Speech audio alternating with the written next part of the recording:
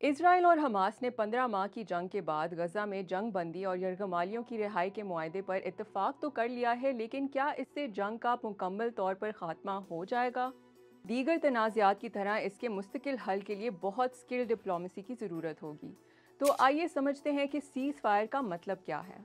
उर्दू में तो इसका तर्जुमा जंग बंदी बनता है, लेकिन अक़वाम मुत्तहिदा के मुताबिक इसकी कोई एक डेफिनेशन या तारीफ नहीं है जिस पर सारी दुनिया मुत्तफिक हो। लेकिन हमें ये मालूम है कि सीज़ फायर यानी फायरिंग रोको एक फ़ौजी इस्तिलाह है जो ओपन फायर यानी फायर शुरू करो का मुतज़ाद है।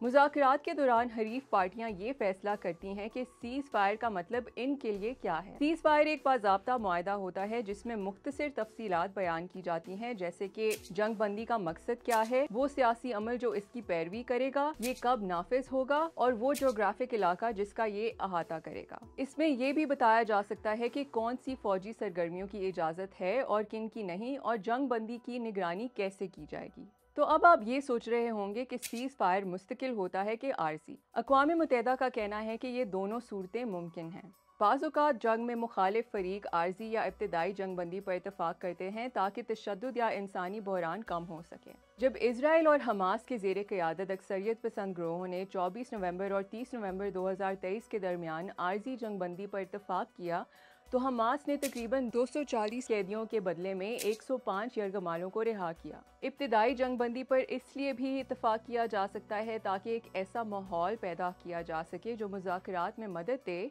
और मुस्तकिल या हतमी जंगबंदी का रास्ता हमवार करे।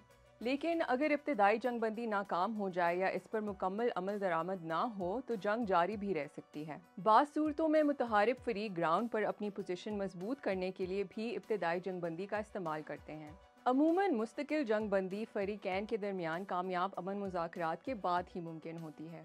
तो वापस आते हैं अपने सवाल पर कि क्या सीज़ फायर से जंग मुकम्मल तौर पर ख़त्म हो जाएगी? Not entirely.